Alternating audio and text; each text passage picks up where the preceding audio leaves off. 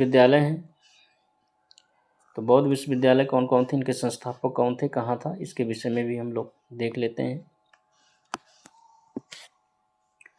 तो नालंदा विश्वविद्यालय, नालंदा विश्वविद्यालय ये बड़गांव बिहार में स्थापित था। कुमारगुप्त प्रथम जो गुप्त वंश का शासक था, इसने जो है इसकी स्थापना की थी। बौद्ध शिक्षा का ये प्रमुख केंद्र था। बल्लभी विश्वविद्यालय, तो बल्लभी विश्वविद्यालय भावनगर ये गुजरात में स्थापित किया गया था। भट्टारक ने इसे स्थापित किया था, जो मैत्री वंश का शासक था। और हीनयान, बौद्ध धर्म की हीनयान की शिक्षा जो है यहाँ दी जाती थी। उदंतपुरी विश्वविद्यालय, तो उदंतपुरी विश्वविद्यालय बिहार शरीफ बिहार में स्थापित किया गया था। पाल वंश के शासक गोपाल ने जो है इसे स्थापित किया था। और यहाँ जो है बौद्ध धर्म की महायान समुदाय की शिक्षा दी जाती थी। विक्रमशिला विश्वविद्यालय, तो विक्रमशिला विश्वविद्यालय अंतिचक गांव भागलपुर बिहार में स्थापित किया गया था। तो अंतिचक गांव भागलपुर बिहार में स्थापित किया गया था। पाल वंश के शासक धर्मपाल ने इसे स्थापित किया था। और यहाँ ब्रजयान, बौद्ध धर्म की ब्रजयान संप्रदाय की शिक्षा दी जाती थी। और ब्रजयान संप्रदाय जो है बौद्ध धर्म के पतन का कारण बना था, क्योंकि इसमें तंत्र मंत्र जादू टोना और दुनिया भर का विवाद जो है इसमें आडंबर सब आ गया था। बौद्ध धर्म के स्वरूप को ही जो है ब्रजयान संप्रदाय ने बदल दिया। सोमपुर विश्वविद्यालय, तो इसकी स्थापना ये जो है पहाड़पुर नौगांव जिला बांग्लादेश में इसे स्थापित किया गया था। तो सोमपुर विश्वविद्यालय जो है पहाड़पुर नौगांव जिला जो बांग्लादेश में यहाँ स्थापित किया गया था। पाल वंश के शासक धर्मपाल ने इसे स्थापित किया था। यहाँ भी जो है ब्रजयान की, बौद्ध धर्म की संप्रदाय ब्रजयान की शिक्षा यहाँ दी जाती थी। जगदल विश्वविद्यालय, तो जगदल विश्वविद्यालय ये भी राजशाही बांग्लादेश में स्थापित किया गया था। पाल वंश के शासक रामपाल ने इसे स्थापित किया था। और यहाँ जो है बौद्ध धर्म की संप्रदाय तंत्रयान की शिक्षा यहाँ दी जाती थी।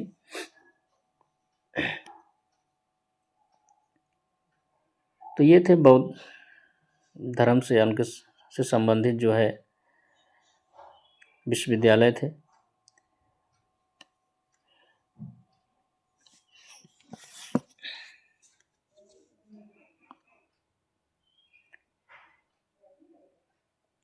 नालंदा विश्वविद्यालय, तो नालंदा विश्वविद्यालय से संबंधित हम लोग जो है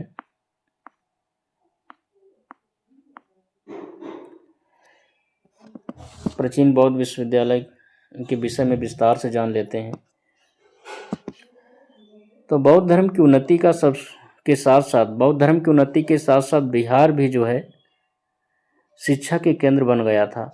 तो बौद्ध धर्म की जिस प्रकार से उन्नति होती है, उसके उन्नति के साथ साथ बिहार जो है शिक्षा के केंद्र बन गए थे, जिनमें कुछ ख्यात प्राप्ति महाविद्यालय विश्वविद्यालय के रूप में विकसित हो गए थे। नालंदा विश्वविद्यालय प्राचीन भारत के शिक्षा के केंद्रों में सर्वाधिक जो है प्रसिद्ध विश्वविद्यालय था। नालंदा विश्वविद्यालय बिहार प्रांत की राजधानी पटना के दक्षिण में लगभग 40 मील की दूरी पर आधुनिक बड़गांव नामक ग्राम के समीप स्थित था, जो राजगृह से नालंदा की दूरी लगभग 8 मील थी। सर्वप्रथम नालंदा बौद्ध बिहार की स्थापना जो है गुप्त शासक कुमारगुप्त प्रथम ने करवाया था। उसके पुत्र बुद्धगुप्त ने अपने पिता के कार्य को जारी रखते हुए इसके दक्षिण में दूसरा बिहार बनवाया था। और इसके बाद तथागत गुप्त ने पूरब में एक बिहार बनवाया था। फिर बलादित्य ने पूर्वोत्तर दिशा में भी एक बिहार बनवाया और उसके पुत्र ब्रज ने इस बिहार के पश्चिम में एक बिहार बनवाया। इसके बाद शासक हर्षवर्धन ने यह बिहार बनवाया तथा सभी बिहारों को चारों ओर से घेरते हुए एक चहारदीवारी हर्षवर्धन ने बनवा दी थी। हर्षवर्धन ने नालंदा को पूर्ण राजकीय संरक्षण प्रदान किया था। तो हर्षवर्धन जो था उसने नालंदा विश्वविद्यालय को पूर्ण राजकीय संरक्षण प्रदान किया था। उसके समय में नालंदा जो है अंतर्राष्ट्रीय विश्वविद्यालय बन गया था। हर्षवर्धन ने नालंदा विश्वविद्यालय को 100 गांवों की आय इसके निर्वाह के लिए प्रदान किया था। नालंदा विश्वविद्यालय में चीन, मंगोलिया, तिब्बत, कोरिया, मध्य एशिया आदि देशों के विद्यार्थी शिक्षा ग्रहण करने के लिए आते थे। हुइली नालंदा विश्वविद्यालय के विद्यार्थियों की संख्या 10,000 बताता है। जो हुइली है, जो चीनी यात्री है, उसने नालंदा विश्वविद्यालय के विद्यार्थियों की संख्या 10,000 बताई है। नालंदा महायान बौद्ध धर्म की शिक्षा का प्रमुख केंद्र था। जो नालंदा विश्वविद्यालय था वो महायान बौद्ध धर्म की शिक्षा का प्रमुख केंद्र बना था। पाठ्यक्रम में महायान तथा बौद्ध धर्म के 18 संप्रदायों के ग्रंथों, वेद, हेतु विद्या, शब्द विद्या, योग शास्त्र, चिकित्सा, तंत्र विद्या और सांख्य दर्शन के ग्रंथों की शिक्षा यहाँ दी जाती थी। हुइनसांग स्वयं जो है 18 महीने रहकर यहाँ अध्ययन किया था। हुइनसांग के समय शीलभद्र जो है कुलपति थे। तो चीनी यात्री हुइनसांग के समय शीलभद्र जो है नालंदा विश्वविद्यालय के कुलपति थे। नालंदा विश्वविद्यालय के विद्वान धर्मपाल जो है, जो शीलभद्र के गुरु थे, चंद्रपाल, गुणमती, स्थरमती, प्रभामित्र, जिनमित्र, ज्ञानचंद अंत प्रमुख थे। तो नालंदा विश्वविद्यालय के जो प्रमुख शिक्षक या आचार्य थे या विद्वान थे, धर्मपाल थे, चंद्रपाल थे, गुणमती थे, स्थरमती थे, प्रभामित्र, जिनमित्र और ज्ञानचंद थे। नालंदा विश्वविद्यालय में नालंदा विश्वविद्यालय का जो पुस्तकालय था उसमें ग्रंथों का विशाल संग्रह था। प्राचीन पांडुलिपियां वहाँ सुरक्षित की गई थी। इतसिंह चीनी यात्री इतसिंह जो है नालंदा विश्वविद्यालय में रहकर 400 संस्कृत ग्रंथों की प्रतिलिपियां तैयार की थी। नालंदा विश्वविद्यालय का धर्मगंज नामक पुस्तकालय 3 भव्य भवनों रतन सागर, रत्नोदधि, रतन रंजक में स्थित था। तो नालंदा विश्वविद्यालय का जो धर्मगंज नामक पुस्तकालय था वह 3 भव्य भवनों में रतन सागर, रत्नोदधि और रतन रंजक में स्थित था। विश्वविद्यालय का खर्च जो है शासकों, दानदाताओं, प्रदान किए गए ग्रामों के राजस्व से चलता था। इतसिंह के समय में विश्वविद्यालय के अधिकार में 200 गांवों का राजस्व था। नालंदा विश्वविद्यालय के विद्वान तिब्बत में बौद्ध धर्म एवं भारतीय संस्कृति का प्रचार किया था।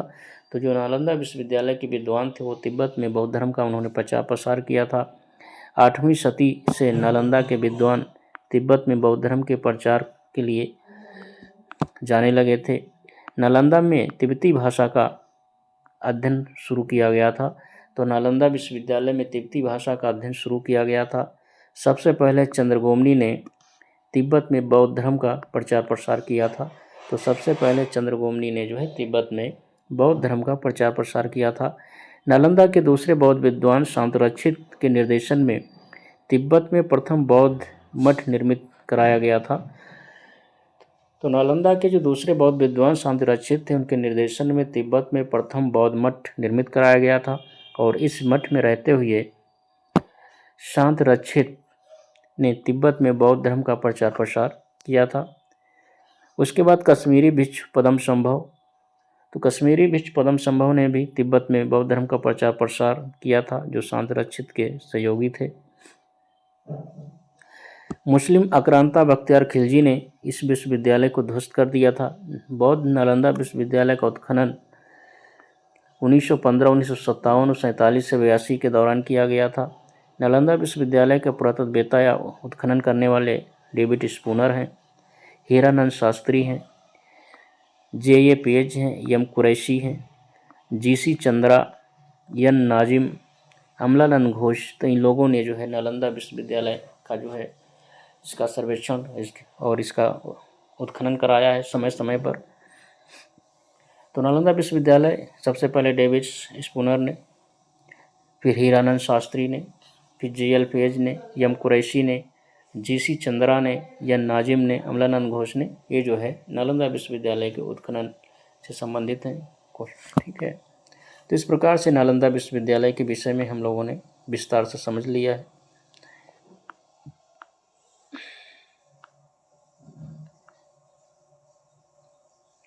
और इसके बाद हम लोग जो है दो विश्वविद्यालय और बचे, इनके बारे में भी जान लेते हैं, बल्लभी विश्वविद्यालय और विक्रमशिला विश्वविद्यालय। तो बल्लभी विश्वविद्यालय, इसके बारे में भी जान लेते हैं। बल्लभी विश्वविद्यालय ये भी गुजरात के काठियावाड़ क्षेत्र में आधुनिक बल नामक स्थान पर स्थित था और इसलिए इसे बल्लभी कहा जाता है। यह पश्चिम भारत में शिक्षा का एक प्रमुख केंद्र बना था। ह्वेनसांग के अनुसार यहाँ 100 बौद्ध विहार थे। ह्वेनसांग कहता है कि यहाँ 100 बौद्ध विहार थे, जिसमें लगभग 6000 हीनयानी भिक्षु जो है निवास करते थे।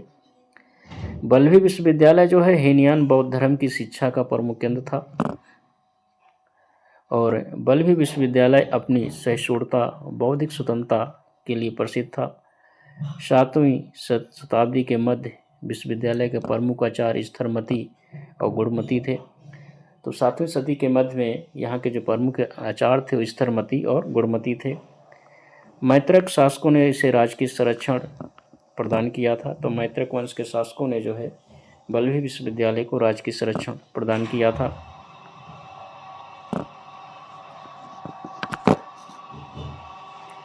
विक्रमशिला विश्वविद्यालय, तो विक्रमशिला विश्वविद्यालय जो है, विक्रमशिला के महाविहार की स्थापना पाल नरेश धर्मपाल ने की थी।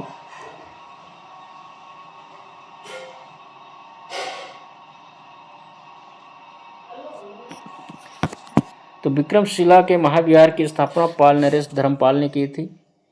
यह बिहार प्रांत के भागलपुर जिले में स्थित एक अंतर्राष्ट्रीय ख्याति का शिक्षा केंद्र बन गया था। पाल वंश के शासकों ने इसे राजकीय संरक्षण प्रदान किया था। विक्रमशिला विश्वविद्यालय में 6 महाविद्यालय थे और प्रत्येक में एक केंद्रीय कक्ष तथा 108 अध्यापक होते थे। केंद्रीय कक्ष को विज्ञान भवन के नाम से जाना जाता था। प्रत्येक महाविद्यालय में एक प्रवेश द्वार होता था। प्रत्येक प्रवेश द्वार पर एक एक द्वार पंडित बैठता था। द्वार पंडित द्वारा परीक्षण किए जाने के बाद ही किसी विद्यार्थी का महाविद्यालय में प्रवेश संभव होता था। बौद्ध ग्रंथों में निम्नलिखित द्वार पंडितों के नाम मिलते हैं, जैसे पूर्वी द्वार पर जो है आचार्य रत्नाकर शांति बैठते थे। पश्चिमी द्वार पर बागेश्वर कृति बैठते थे। उत्तर के द्वार पर नारोप बैठते थे। दक्षिण के द्वार पर प्रभाकर मति बैठते थे। प्रथम केंद्रीय द्वार पर रतन ब्रज बैठते थे और द्वितीय केंद्रीय द्वार पर ज्ञान श्री मित्र बैठते थे। तो विश्वविद्यालय के अध्ययन का जो विषय थे, यहाँ व्याकरण की शिक्षा दी जाती थी, तर्कशास्त्र की शिक्षा दी जाती थी, मीमांसा की शिक्षा दी जाती थी, तंत्र की और विधिवाद की शिक्षा यहाँ दी जाती थी। विक्रमशिला विश्वविद्यालय के कुलपति दीपांकर मिश्र श्री ज्ञान अतिशय थे। तो विक्रमशिला विश्वविद्यालय के कुलपति जो है दीपांकर श्री ज्ञान अतिशय प्रमुख विद्वान थे।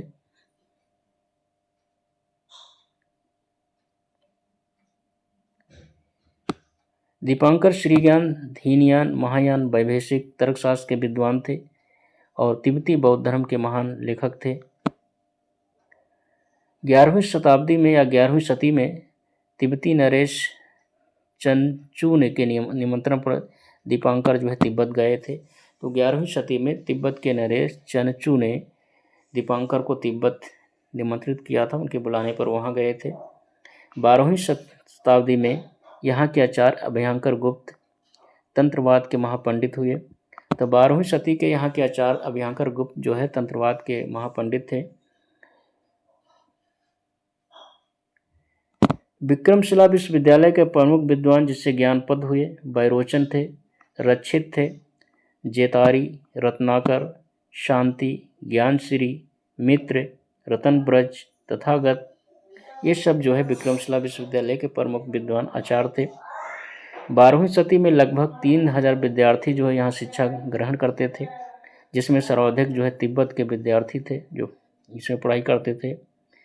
तिब्बती छात्रों के लिए विश्वविद्यालय में एक विशिष्ट अतिथिगृह निर्मित था। तो तिब्बती छात्रों के लिए विश्वविद्यालय में एक विशिष्ट अतिथिगृह था। विश्वविद्यालय की शैक्षिक व्यवस्था जो है 6 द्वार पंडितों की समिति द्वारा संचालित होता था।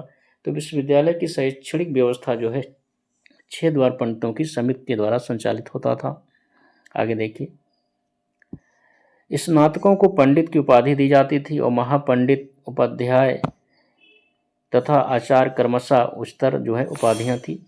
तो स्नातकों को पंडित की उपाधि दी जाती थी, महापंडित की उपाधि भी थी, उपाध्याय तथा आचार्य की उपाधियाँ थी। 1203 ईस्वी में बख्तियार खिलजी ने विक्रमशिला विश्वविद्यालय को ध्वस्त किया था और इस समय विश्वविद्यालय के जो कुलपति थे साक्षशील भद्र थे। तो जिस समय विक्रमशिला विश्वविद्यालय को ध्वस्त किया गया था उस समय यहाँ के कुलपति साक्षशील भद्र थे, जो बचकर जो है तिब्बत भाग गए थे। पाल नरेश रामपाल के समय में उदनपुरी जगदल में शिक्षण केंद्र स्थापित किए गए थे। जगदल विश्वविद्यालय तंत्रियां शिक्षा का प्रमुख केंद्र था।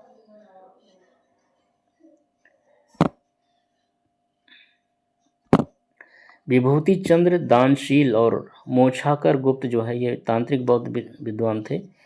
तो विभूति चंद्र दानशील और मोक्षाकर गुप्त ये प्रसिद्ध जो है तांत्रिक बौद्ध विद्वान थे। तो इस प्रकार से हम लोगों ने जो है बौद्ध धर्म के महत्वपूर्ण विश्वविद्यालयों के विषय में विस्तार से जान लिया है।